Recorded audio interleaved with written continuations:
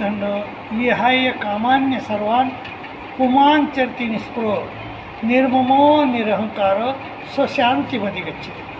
माणसाला जीवनात स्वतंत्रता, शांती आणि सुख या तीन गोष्टीची गरज असते.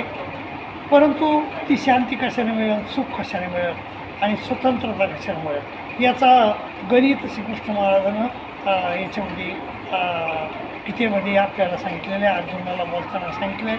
ते म्हणतात, अर्जुना विहाय कामान्य सर्वान पुमान चित्ती निस्पृह निर्मम निरहंकार स्वशांतीमध्ये. विहाय कामान्य सर्वान, सर्व कामनाचा त्याग करून पुमान चित्ती निस्पृह, जो माणूस निस्पृह होऊन वर्तन करतो, निस्पृह निर्ममो राहतो, निर्ममो निरंकार स्वशांती, त्याला शांती होते.